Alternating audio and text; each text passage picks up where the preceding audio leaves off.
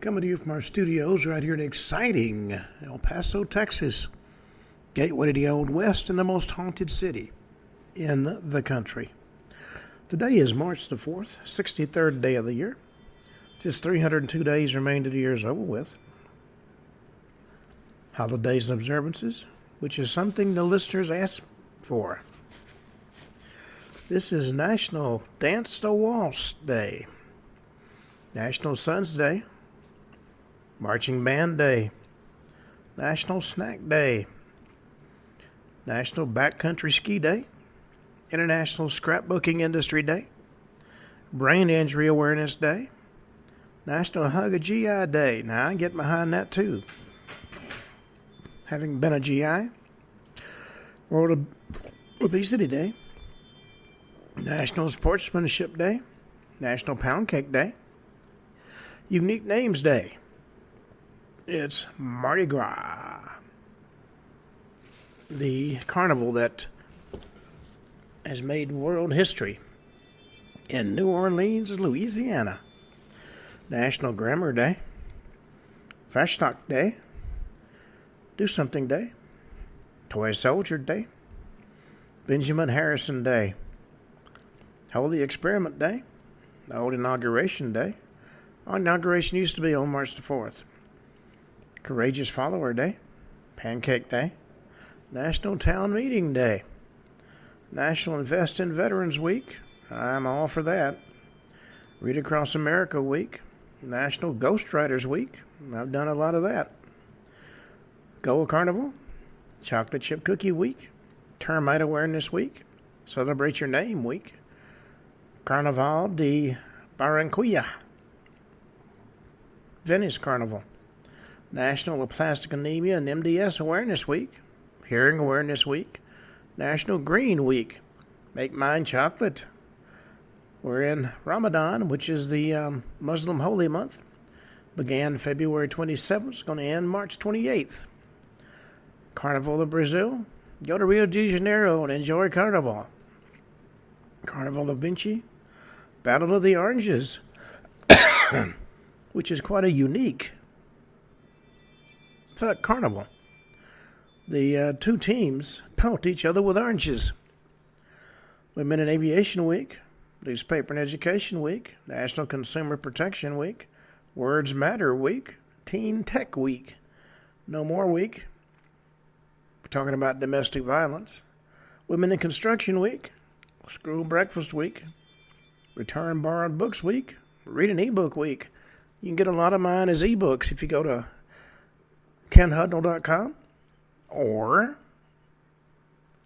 Amazon under Kindle. National School Social Work Week, Dental Assistant Recognition Week, National Procrastination Week, Jewish Book Week, Endometriosis Awareness Week, National Professional Pet Sitters Week. Now that is a job to strive for. Cheerleading Week, Will Eisner Week, Godfather of Graphic Novels, Writer and Letter Appreciation Week, Universal Human Beings Week, British Pie Week. That's a culinary tradition in the British Isles. Butcher's Week and Telecommuter Appreciation Week. Famous people born on this date, Bobby Christina Brown and Catherine O'Hara. March 4th is part of National Colon Cancer Awareness Month, National Athletic Training Month, Veggie Month, Developmental Disability Awareness Month, National Reading Month, National Women's History Month, Greek American Heritage Month, Red Cross Month, National Sauce Month, National Nutrition Month, National Cerebral Palsy Awareness Month, National Flower Month, National Noodle Month, National Brain Injury Awareness Month, National Celery Month, National March into Literacy Month, the Great Daffodil Appeal, International Mirth Month, Poison Prevention Awareness Month, National Crochet Month, Color Therapy Month, Workplace Eye Wellness Month, Adopt a Rescued Guinea Pig Month, Youth Art Month, Sing with Your Child Month, Read an eBook Month. I suggest you read a number of them. National Ethics Awareness Month, Migrant Hypothermia Awareness and Training Month, Gender Equality Month, Exotic Winter Fruit and Leeks and Green Onions Month. Berries and Cherries Month. Academy Awards Month. Honor Society Awareness Month. National Play Recorder Month. National Social Work Month. National Small Press Month. National Hemophilia Awareness Month. National Peanut Month. National Credit Education Month. National Caffeine Awareness Month. National Umbrella Month. Frozen Food Month. Supply Management Month. March for Water. Expanding Girls' Horizons in Science and Engineering Month. Spiritual Wellness Month. National Optimism Month. Middle Level Education Month. Listening Awareness Month. Gardening, Nature, and Ecology Books Month. Essential Tremor Awareness Month. Deep Vein Thrombosis Awareness Month. That's known as DVT. Mad for Plaid Month. Colic Awareness Month. National Bed Month. Trisomy Awareness Month. Multiple Sclerosis Awareness Month. International Ideas Month. Employee Spirit Month. National Breast Implant Awareness Month. Alport Syndrome Awareness Month. It's a rare genetic order. Affects the kidneys, the eyes, and the ears. Leads to progressive kidney disease, hearing loss, and vision problems. Save Your Vision Month. Epilepsy Awareness Month. International Brain Tumor Awareness Month. Endometriosis Awareness Month. National Kidney Month. National Music in Our Schools Month. National Craft Month. Irish American History Month. And all that having been said, in AD 51, Nero, who later became Roman emperor, is given the title Princeps Juventutis, head of the youth. 306 AD, martyrdom of St. Adrian of Nicodemia. 581, Yang Jian declared himself Emperor Wen of Sui, ending the northern Zhao and beginning the Sui dynasty. 852, Croatian King Tripomir I issues a statute, a document with the first known written mention of the Croat's name in Croatian sources. 938, translation of the relics of martyr Wenceslaus I, Duke of Bohemia, Prince of the Czechs. 1152, Frederick I Barbarossa is elected King of Germany. 1238, the Battle of the Sit River begins, 2 centuries of Mongol horde domination of Rus. 1351, Ramathabodhi becomes the king of Siam. 1386, Władysław II Jagiello is crowned king of Poland. 1461, wars that arose in England. Lancastrian King Henry VI is deposed by his House of York cousin, who then becomes King Edward IV, who was my ancestor. 1493, explorer Christopher Columbus arrives back in Lisbon, Portugal, aboard his ship Nina from his voyage to what's now the Bahamas and other islands in the Caribbean. 1519, Hernan Cortez arrives in Mexico in search of the Aztec civilization and all the wealth he planned on stealing. 1628, the Massachusetts Bay Colony is granted a royal charter. 1665, English King Charles II declares war on the Netherlands, marking the start of the Second Anglo-Dutch War. 1675, John Flamsteed is appointed the first Astronomer Royal in England. 1681, Charles II grants a land charter to William Penn for the area that will later become Pennsylvania. 1686, after being unofficially established as a settlement in 1678, the Dominican Mission of Loudun is founded in the Philippines. 1769, Mozart departed Italy after the last of his 3 tours there. On this date in 1776, American Revolutionary War, Continental Army fortifies Dorchester Heights with cannon, leading the British troops to abandon the siege of Boston. 1789, in New York City, the first Congress of the U.S. meets, putting the U.S. Constitution into effect.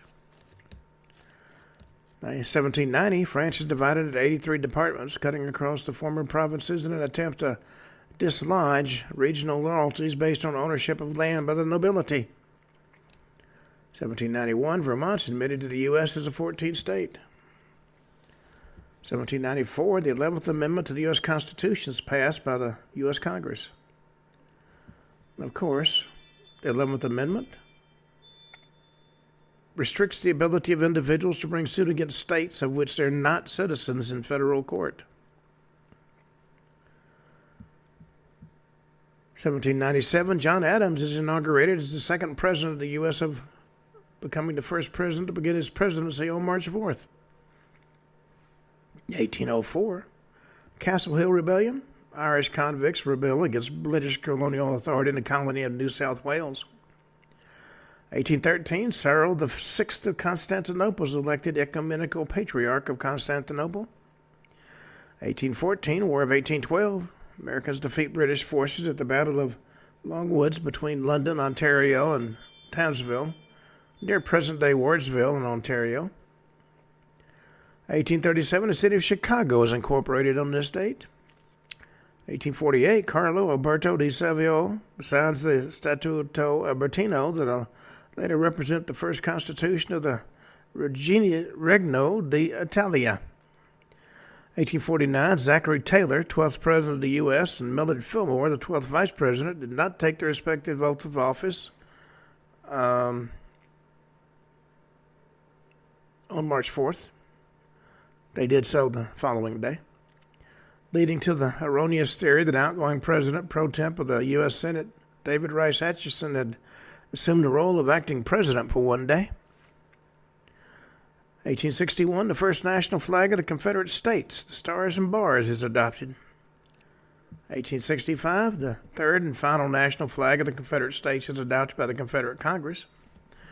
On this date in 1865 also, U.S. politician Andrew Johnson makes his drunk vice presidential inaugural address in Washington, D.C. 1878, Pope Leo XIII reestablishes the Catholic Church in Scotland, recreating sees and naming bishops for the first time since 1603. 1882, Britain's first electric trams run in East London. 1890, the longest bridge of Great Britain, the fourth bridge in Scotland, which measures 8,094 feet, is opened by the Duke of Rothesay, later King Edward VII. 1899, Cyclone Marina sweeps north of Cookstown, Queensland, with a 39-foot wave that reaches up to 3.1 miles inland, killing over 300 people. 1901, William McKinley is inaugurated president for a second term. Theodore Roosevelt is vice president. 1908, the Collingwood School fire, which is near Cleveland, kills 174 people. 1909, U.S. President William Taft used what became known as a Saxby fix, a mechanism to avoid the restriction of the U.S. Constitution's inalienability clause, to appoint Philander C. Knox, U.S. Secretary of State. 1913, the First Balkan War. Greek army engages the Turks at Bazani, resulting in victory 2 days later. Also on this date, 1913, U.S. Department of Labor is formed. In 1917, Jeanette Rankin of Montana becomes the first female member of the U.S. House of Representatives.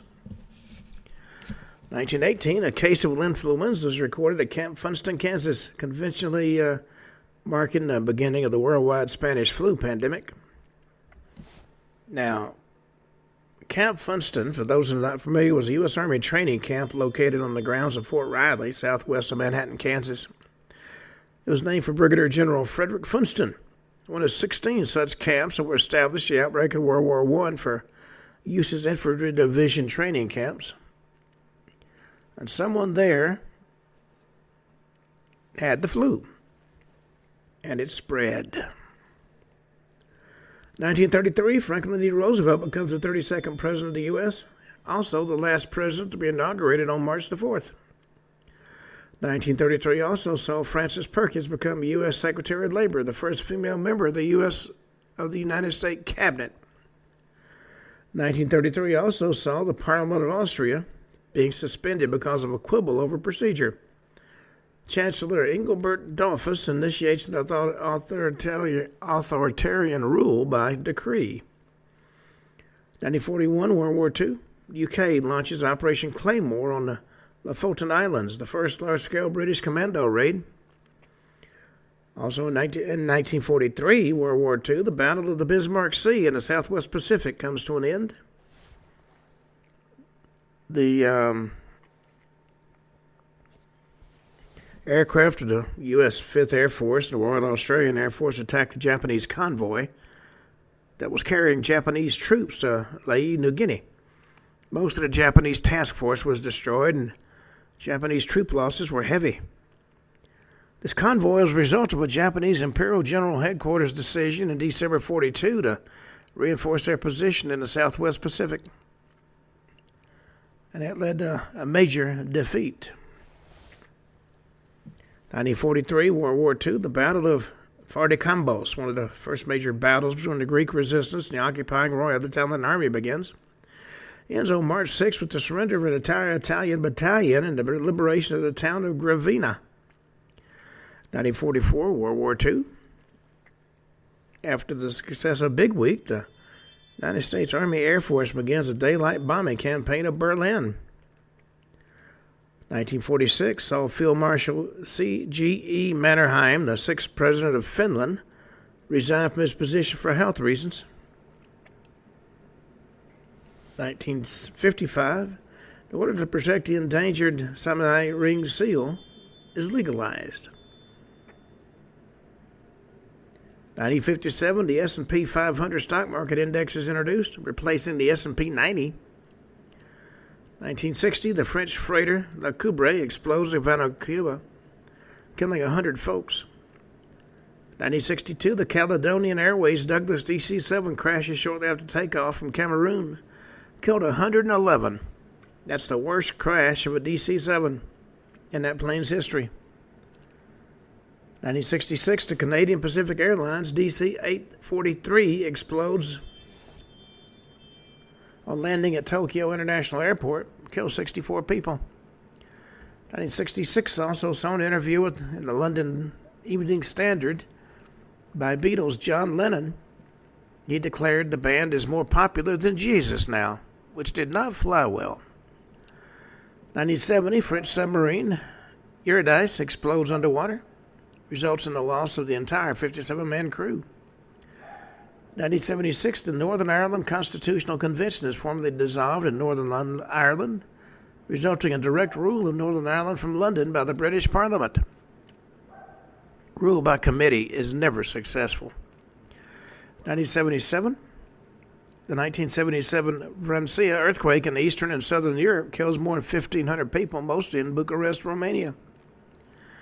1960,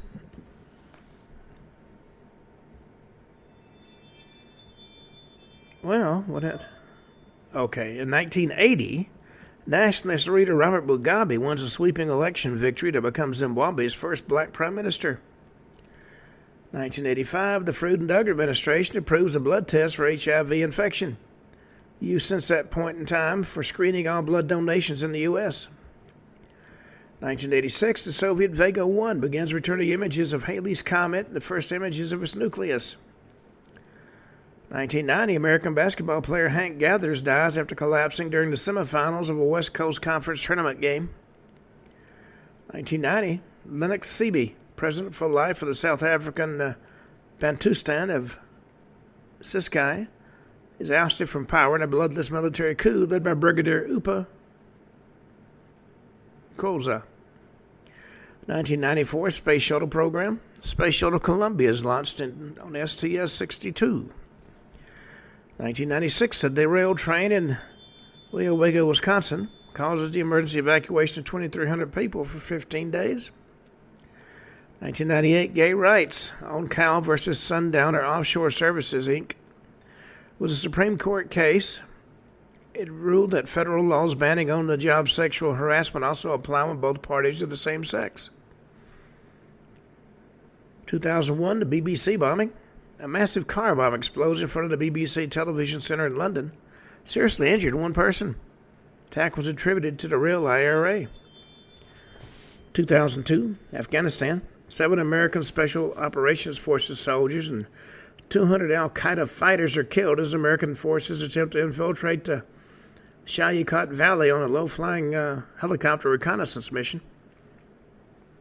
2009, International Criminal Court issues an arrest warrant for Sudanese President Omar Hassan al-Bashir for war crimes and crimes against humanity in Darfur.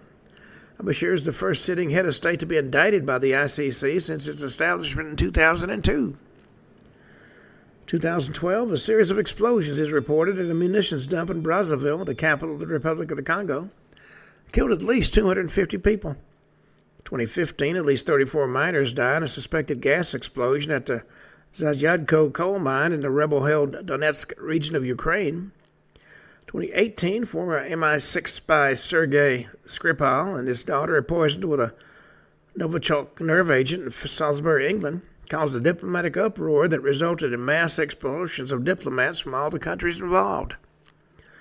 And in 2020, Nick Walenda becomes the first person to walk over the Masaya volcano in Nicaragua, which, in my humble opinion, was one step short of stupid. If he fell into a volcano, it's going to be very hard to avoid dying. All right, that ends our history segment. See if we have any. Well, after the blow-up Zelensky had with Trump, he now says Ukraine is ready for peace negotiations. He called the meeting with Trump and what happened regrettable. The Democrats are saying that they're going to boycott President Trump's State of the Union speech and disrupt it. Caroline Leavitt sent him a very blunt message. The tariffs on Canada and Mexico went into effect this morning, I think. Trudeau said, we will not back down from a trade war. He called the tariffs dumb. And he accused the U.S. of launching a trade war. I think he's going to find that he's going to have a lot of problems. Governor of New York's reversed her course in regard to President Trump. She now vows to lead the resistance against the president.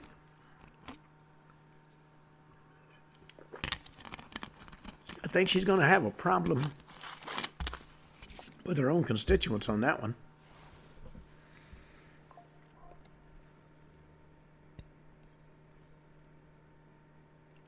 Visitors from far and wide are traveling to Japan.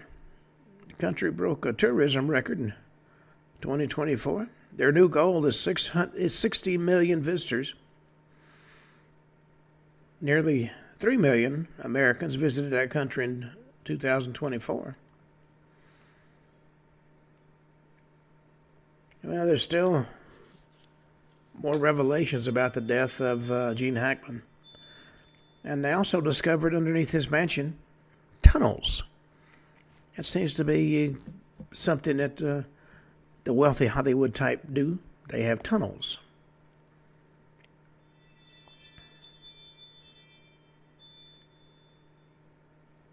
The CNN's Casey Hunt can't figure out why some people believe President Trump over the Democratic Party in the 2024 election. She's got a new show called The Arena with Casey Hunt. She interviewed Senator Elizabeth Warren, Democrat of Massachusetts, about Trump's agenda. And, Democrats believe certain people were born to be Democrats, which means they don't have to bother laying out what their agenda is. Well, I think this last election showed them they're not as popular as they think they are. The Columbia University had a professor cancel classes so the students could go take part in demonstrations against Israel. That's blown up. Trump now says they're going to review the $5 billion in assistance the federal government was going to give Columbia.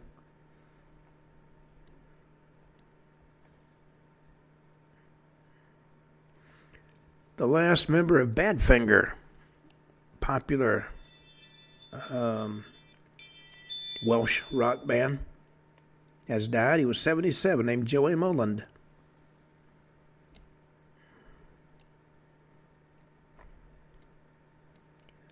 Well, I think that pretty much wraps up our news segment.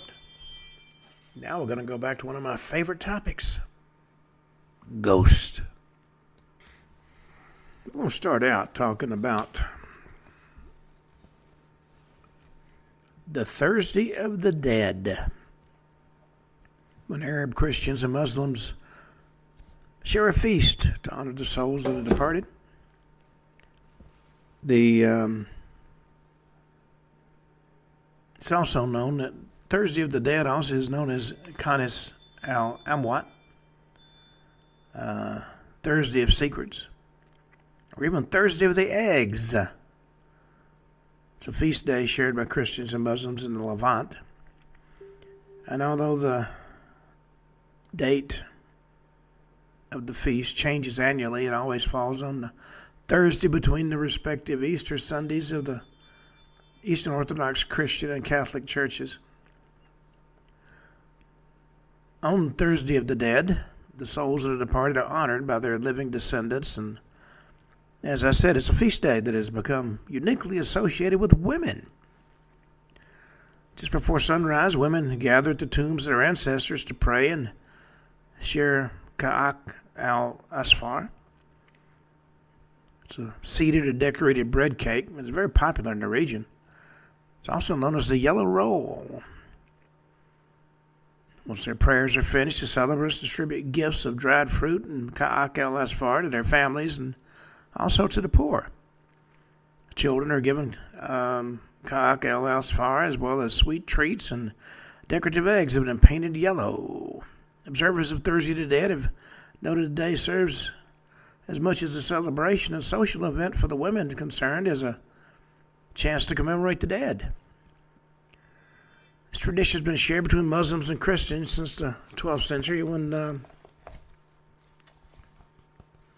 Loudun encouraged the adoption of Christian customs in traditionally Muslim regions, hoping that would lead to increased religious tolerance and understanding.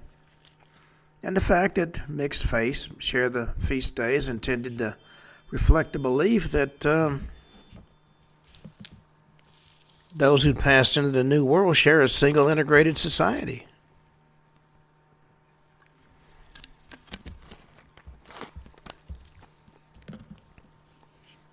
Other death traditions are also connected to Thursday of the Dead.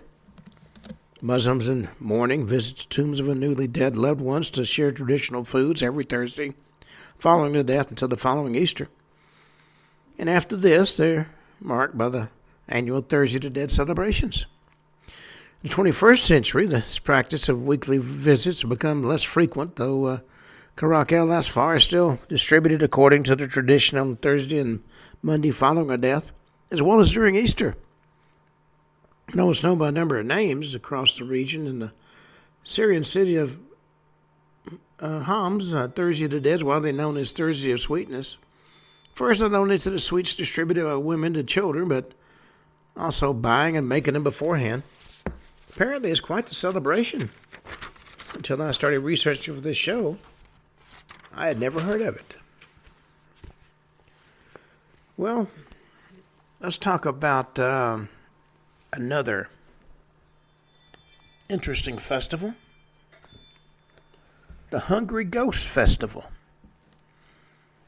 And this is a Buddhist festival. And at the Buddhist Hungary Ghost Festival, spirits receive offerings intended to send them back to the afterlife without harming the living. Many religions believe that when ghosts are about, they can harm the living. It's a traditional East Asian celebration that's held by Buddhists and Taoists on the 14th or 15th of the 7th month, according to the Chinese calendar. This is traditionally known as the Ghost Month. while the day on which the festival is celebrated is known as Ghost Day, and festivities fill the month. On Ghost Day, it's believed that the entrances to the realms of heaven and hell are thrown open, sending spirits into the world of the living. And as the damned souls swarm out in search of mayhem on earth, celebrants perform rituals that are intended to appease them and send them back where they came from. What if we could do that to Congress? Central to the festival is the veneration of the dead, which when the living seek to appease the spirits of those who might otherwise cause them harm. They prepare impressive feasts and burn fake money and other offerings, which they believe will then become available in the afterlife, making the soul's eternities a little easier, I guess. Lanterns and candles are lit in the street, which are intended to guide the spirits back to their own realm.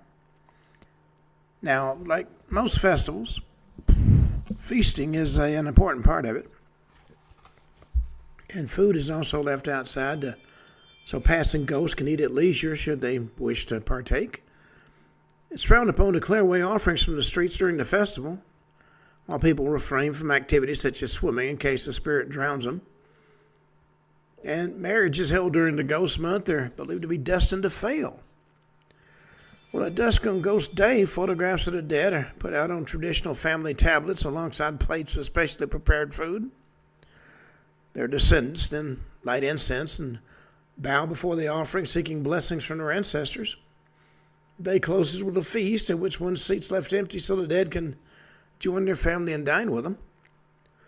On the last day of the month, the gates of hell are closed and barred again, trapping the restless and unredeemed souls inside for another year. Celebrations are held in which more offerings are burned for those in hell, so they'll have money and goods in the afterlife. Monks perform chants and banish any stubborn ghost, while families gather beside rivers to paint their ancestors' names onto lanterns if they didn't float away on the current. It's a beautiful ritual, and it's believed by those that take part it will draw the ghosts whose names are written on the lanterns to follow the tiny lights down river and away from the living family members, ensuring peace for another year. Well, we've talked about Samhain and Halloween, but one that I've did a show on and I've been asked to talk about it again is Mexico's iconic Day of the Dead, or Dia de Muertos. It's renowned for its colorful and lively celebration of lost loved ones. It's an annual multi-day public holiday. It's celebrated across Mexico by the people of Mexican heritage all across the world. And though it's intended to honor the dead, it's a far more mournful occasion. And it's just, instead of being completely mournful, it's also known for its color and celebration. Family and friends gather to remember their deceased loved ones with lively parties, believing spirits of the dead return to celebrate with them during the days and nights of the festival. The Day of the Dead has been celebrated in Mexico for centuries and reflects the Mexican belief that death is simply one more part of the natural cycle when all humans take part. For the Spanish conquest of Mexico in the 16th century, the holiday was celebrated in early summer. But as the years passed, it shifted in the calendar to coincide with the Christian celebration of All Hallows Tide. It's now marked for 3 days from the 31st of October to the 2nd of November.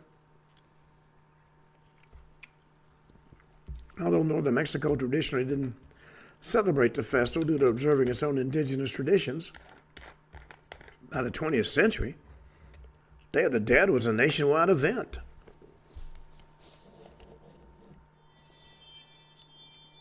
On the 3 days in question, family and friends come together at the gates of their loved ones, at the graves of their loved ones. I can't read my own handwriting. In the spirit of rejoicing.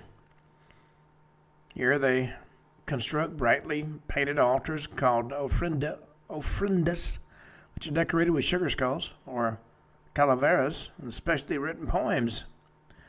They layer the altars with flowers, including Mexican marigolds, traditionally the flowers of the dead, not to mention the deceased's favorite refreshments and treasured personal belongings. As the days draw on, the festival goers share prayers and stories about the deceased in an atmosphere not of sadness but of joy, and a belief that laughter and happiness will ensure the souls of the dead come to join the party. The offerings of food are consumed by attendees. They believe the spirits of the dead have already dined on the spiritual essence of the offering, so the food no longer has any traditional value for the living, so it's basically free calories.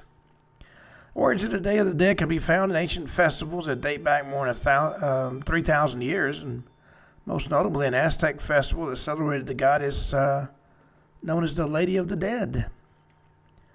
Planning for the events is serious business, and on the 3 days in question, many people spend the nights at the graves as well, making the most of the chance to reconnect with their lost loved ones.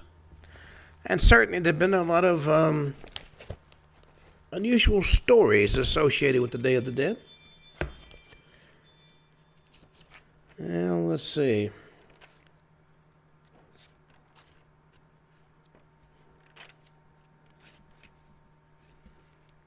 I've talked about a lot of interesting topics in regard to ghost. And there's been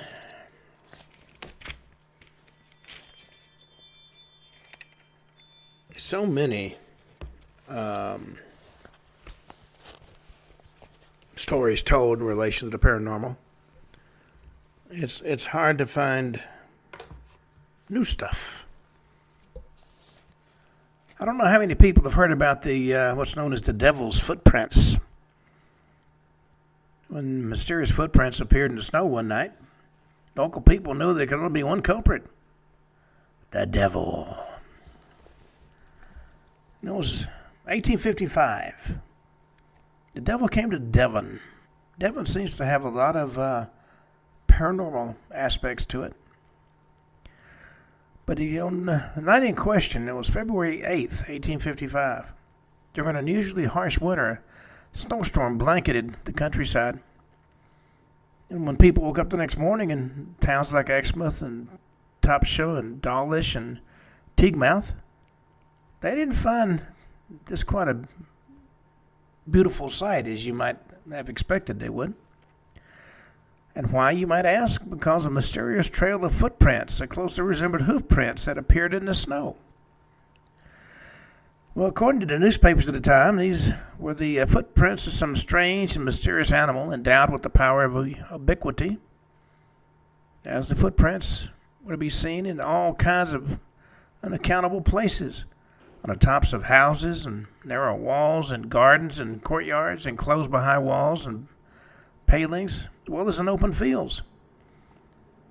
Well, for many of the local folks, it was obvious who made those prints, and that, of course, had to be the devil.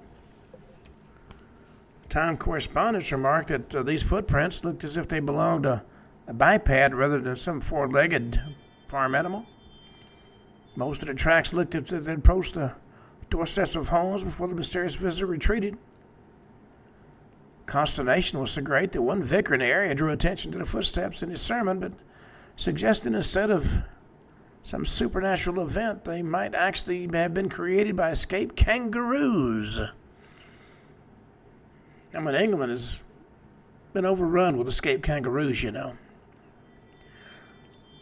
Even he wasn't convinced by this explanation, but later said it was a useful exercise due to the terror the villagers were experiencing. They were dreading to go out after sunset under the conviction that this was the devil's work. Some papers made merry with the event. One Exeter paper said, "We can't pretend to give an explanation for this mysterious affair, but all we know is that if the devil's taken it into his head to have a steeplechase in Devon, he's manifested very peculiar taste in choosing such a inclement season for his sport." Well, soon those of the more scientific bent were keen to explain the mystery away. The famous Professor Richard Owens claimed several badgers were the culprits. Others thought jumping mice might leave similar marks. One of the most novel explanations was that they were left by a balloon that was trailing its shackles along the ground. Most obvious cause, of course, was a hoofed, a shod animal like a donkey but it was thought it was unlikely due to the lengths of the tracks, the terrible weather, and the print spacing. 1855 Devil's footprints still remain unexplained. Only 5 years earlier, another track of Devil's footprints appeared in the village of Rowley Regis, of a quite different type. Here the footprints were human-shaped, but appeared to have burned into the ground by red-hot feet. Well, if there's snow on the ground and you're freezing your rear end off, heating your feet might be a way to go. Well, there's been a lot of books and movies and stories about the undead. Revenants and zombies and ghosts are traditionally thought to wander after death in cultures around the world. The belief in the survival of the human soul after death, by logical extension, has given rise to a long and enduring belief that the dead in various forms can return to interact with the living, either through their own power or in order to complete unfinished business at the behest of another, the restless dead, and how to deal with them is a motif that occurs in the folklore of nearly all religions and cultures, which would raise the possibility there's something to it. Incorporeal ghosts often return with a message or lesson for the living. Some speak to those who encounter them, others are mute, and while some ghosts are obvious from the outset, others appear solid till the signs, such as lack of footprints or vanishing into thin air, betrays them. Some ghosts are benign, others report to be malevolent in nature. Often a ghost returns to put right a matter left unfinished at the time of their death. And with love believed to endure even beyond the grave, there are many tales of ghostly lovers returning to their love that was left behind, of the ghosts of those who've died in a lover's pact. Many famous ghosts, such as various gray, green, or white ladies, are associated with specific locations, as are ghostly nuns, of course. Ill-fated monarchs, and sometimes even entire phantom armies. A revenant, from the French word for the returning, tends to describe a corpse that's been reanimated, often purposefully raised from the dead with the purpose of plaguing the living. In Norse mythology, there's the walker or the Apganger. The zombie, originating in Haitian folklore, is a reanimated corpse controlled by a bokor or witch. They don't have any will of their own. They follow the instructions they've been given. Although popular cultures frequently link zombies with voodoo, the religion doesn't include them within its practices. Zombies can also appear in incorporeal form, the spirit selling for a pretty penny if captured and bottled. Now there's a side business for you. Zombies first used in English in 1819 by the poet Robert Southey in History of Brazil. The Norse Draugr is a terrible, grave-dwelling creature. Of immense strength, they can alter their size at will. They're believed to be guarding the treasure buried with them. Vengeful and vicious, they hunt down not only those who did them wrong in life, but also known for violently attacking anybody that gets in their way. We have ghouls, graveyard-dwelling demons from Arabian folklore, a penchant for human flesh.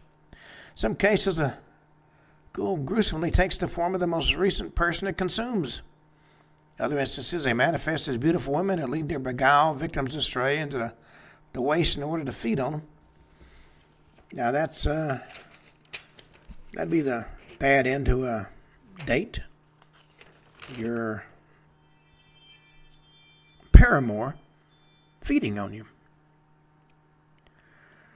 Well, one constant in many of the stories I've researched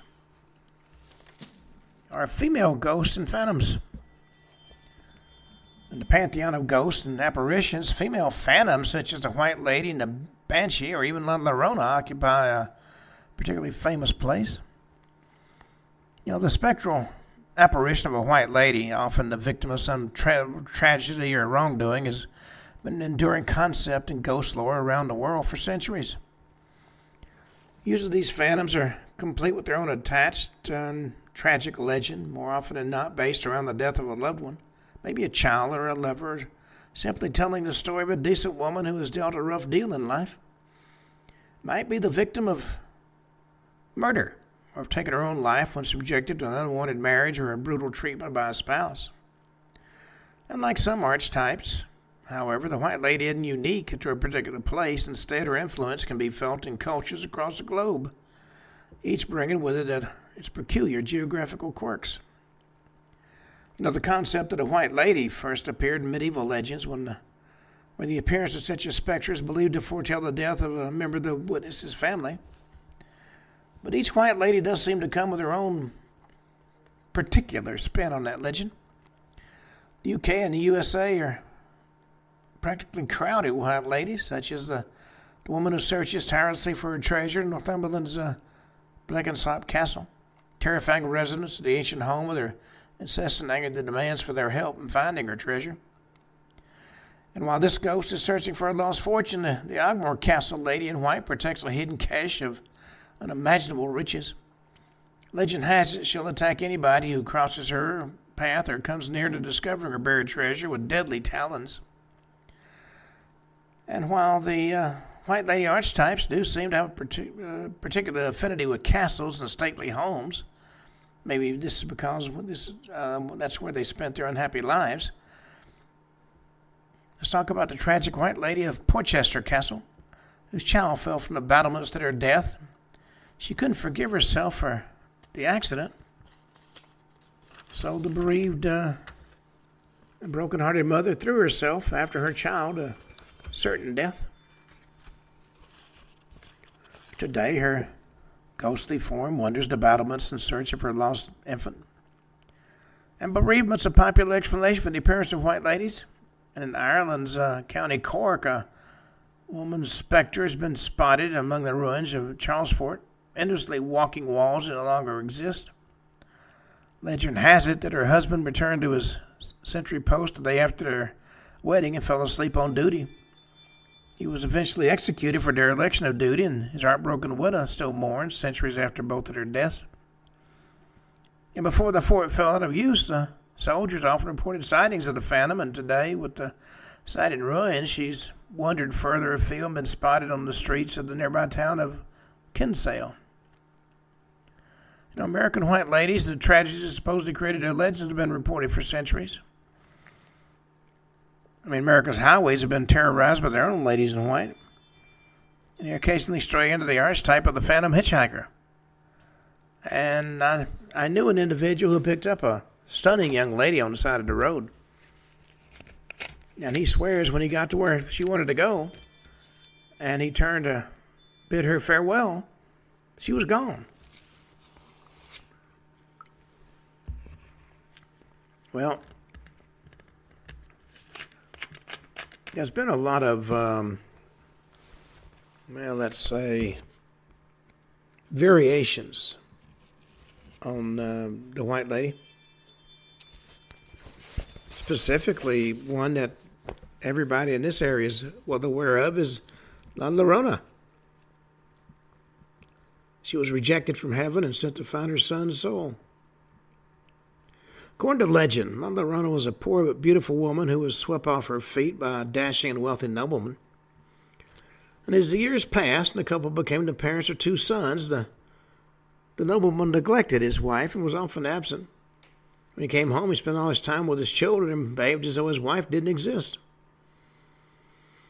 Well, one day he turned his back on his aging wife in favor of a younger woman. Devastated and abandoned, she took her sons down to the river and drowned them.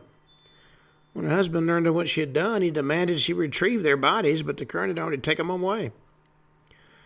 Stricken by guilt, she walked into the water and drowned, but even in the next world, her torment only increased.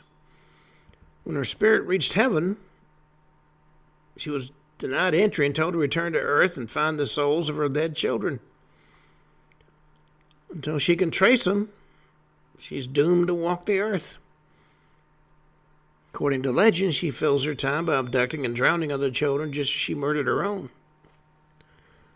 There's a number of variations on that particular tale. Let's talk about the White Lady of Newstead. You know, when Lord Byron tired of life at Newstead Abbey, he sold it to Thomas Wildman, a childhood friend. When Wildman heard that a local deaf and mute girl named Sophie Hyatt was a huge fan of the poet, he invited her to visit Newstead as often as she wished. He even asked if she'd care for a dog that Byron had left behind. And of course, she accepted. She found a haven at Newstead and became a familiar sight in her white gown. Relied on a rich relative for her income, and when he died, she decided to contact her only surviving family in America and ask for help. Set off for Nottingham, leaving a note at the Abbey to tell the Wildmans what she was doing. But when they read her note, the family decided to ask Sophie to live with them at Newstead, and they sent a servant to Nottingham to bring her home, but when he got there, he found Sophie had been hit by a drayman cart and killed instantly. In spite of the death of her body, her spirit lives on, and to this day she still strolls through her beloved garden at Newstead Abbey. She now has the honor of her very own White Lady Walk.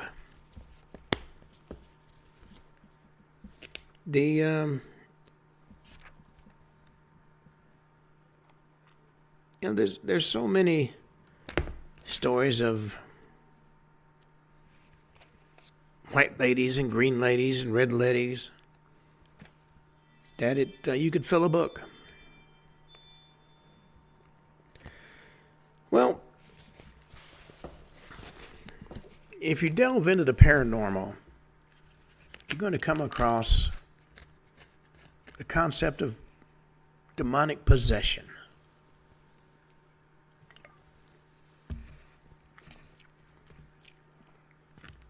Well, even though rationally and scientifically the very idea is hard to swallow. However, people that have actually been executed for the crime of being possessed. Let's talk about the Loudun possessions. This was a supposed demonic possession of Ursuline nuns and the checkered reputation of a priest that led to the grisly 17th century execution. Now, the verdict was delivered August 18, 1634. Father Urbain Grandier, a local priest in the French town of Loudun, was guilty of magic, maleficia, and causing demoniacal possession. His punishment was torture and execution. The form of execution was to be burned at the stake. Trouble began in 1632 in the town's small Ursuline convent when some of the nuns began experiencing terrible visitations from the apparition of a priest. At first, his father spouted filthy language and encouraged the nuns to participate in lurid activities. Then the women began to convulse and howl and act in a wholly unbecoming sexual manner. The Mother Superior, Jean de Angers, identified the individual who conjured such work of the devil. Father Grandier was not only wealthy, but also a reputed ladies' man. He is thought to have fathered a child by the daughter of the solicitor of King Louis XIII in Loudun and convicted of immorality in 1630. Now, he was well connected in the Roman Catholic hierarchy, so he salvaged his position but gained the enmity of many in the town. So by the time of these strange happenings at the convent, he was certainly singled out. Maybe the greatest peril for Grandier lay in his criticism of Cardinal Richelieu, the king's chief minister, probably the most powerful individual in the country. Well, in the coming days, the possessions intensified, and the nuns speaking in unfamiliar languages, levitating, displaying tremendous strength, and causing objects to move with the power of thought. According to one witness, they uttered cries so horrible and so loud that nothing like it was ever heard before. They made use of expressions so indecent as to shame the most debauched of men. Grandier was arrested and tortured to extract a confession. but he maintained his innocence throughout the ordeal. Ironically, at his trial, some of the afflicted nuns spoke in his defense. Now, there was no evidence of the so-called devil's marks that was supposedly on their bodies, and the Grandier purported pact with the devil appeared to have been written in the Mother Superior's hand. In a round of exorcisms that drew large crowds, the court, maybe under Richelieu's influence and that of other enemies of the defendant, dismissed the defense as the devil's manipulation. After his execution, the exorcisms continued, and some nuns confessed they had participated in a hoax. Still, several leaders of these rites were supposedly later tormented by demons. The source of the Loudun possessions, one of the largest and longest episodes of mass demonic possession in history, remains debatable. Either the devil had had his day or people had schemed against one another to gain and hold power. And knowing politicians as I do, I think that's more than likely the situation. On that note, we come to the end of today's show. We'll be back tomorrow and talk more about stories that are strangely unusual. Until then, have a truly great evening.